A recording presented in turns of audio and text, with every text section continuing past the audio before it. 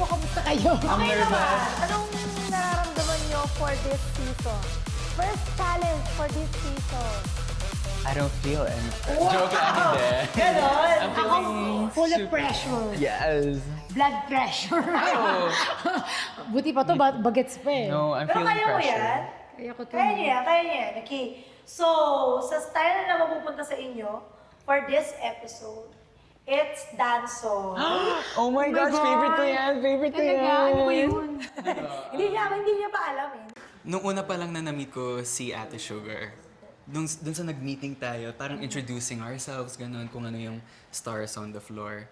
Parang si Ate Sugar yung na-feel ko, oh, parang same kami ng energy. Parang okay, mother and son, ganun. Gigigil ako sa'yo. I mean, ano? Pwede namang sister lang, di ba? Sisters. Okay na tayo eh. Kasi syempre si Ate Sugar lang niya naman. Bagets din yan, 18 years old. Ay, thank you. Kaya love na love ko to eh. Bet na bet ko Pati talaga. ako 18 years old. Bagets kami. Oh yeah. I improve ba?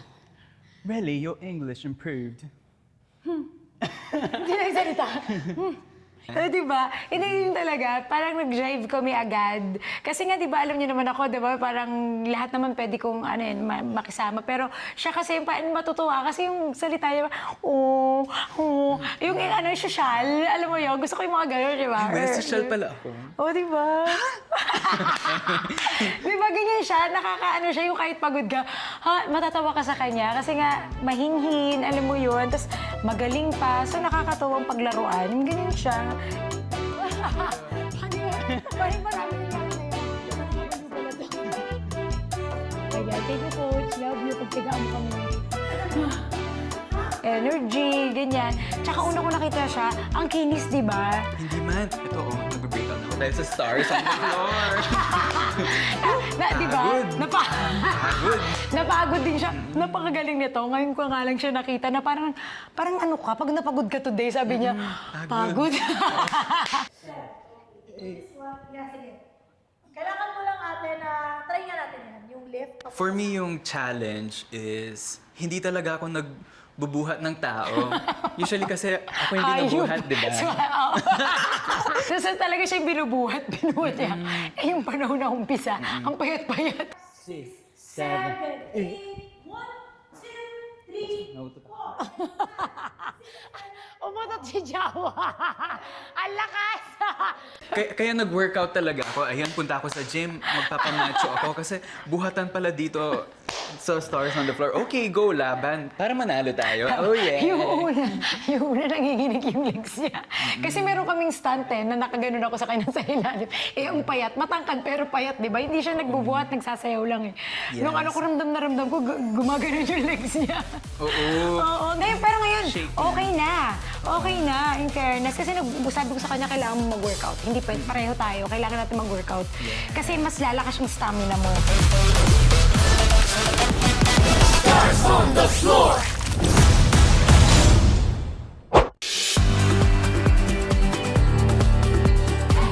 Hello po, this is Paul Swaggy Salas. Kaya ako natatawag nickname ko is Swaggy. Siguro gusto ko may pakita sa inyo yung performance level side ko, ang pagsayaw, ang pagkanta. But right now, nandito sa Stars on the Floor, ito ay ang aking pagsayaw. Onting background lang para po makilala niyo ako. Nagsimula po ako bilang Starstruck Kids dito sa GMA when I was around 6, 7 years old, if I'm not mistaken. At yun po mahilig na din talaga akong sumayaw. Pinang-audition ko yung mga sayaw ng aking tatay na member po dati ng Universal Motion Dancers, which is yan ang mga OGs na 90s dancers na tinatawag natin. Siguro nung, eto na, magiging open ako sa inyo. Siguro nung medyo tayo ay naging single na Broken Heart, parang sabi ko, bakit kaya hindi ako bumawi sa dating Paul Salas? Sa batang Paul Salas na gustong sumayaw, pangarap din mag-compete actually. Dahil siguro, alam mo naman tayo guys, sa mga nakaka-relate sa akin pag na-broken heart tayo, yung parang, ano kaya yung bago nating gagawin? Or siguro yung mga dati nating ginagawa na hindi na natin nagawa because of our love. Yung parang ganon. Eh kasi medyo sa aking ex, which is good terms naman kami, sa aking ex kasi medyo nag-focus talaga kami sa acting career namin. Nag-focus din ako sa acting career ko, hindi masyado sa dance and performing side. So medyo na-feel ko lagi ako lonely for a time. Ng buong, actually 1 year na. Sabi ko, ba't kaya hindi ako mag-try ng something new and yung talagang mahal ko? So yun na, doon na nag-start yung journey na parang habang nagmo-moving on tayo, nag-i-enjoy tayo. Okay, let's go. Stretch muna tayo. Legs naman tayo.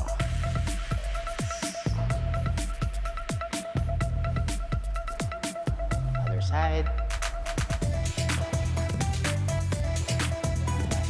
Kaya natin yan. Okay? Tapos prep lang tayo. Then backhand tayo, backhand spring. Joke lang. Oh, shucks. Oh, shucks. Comedian pala.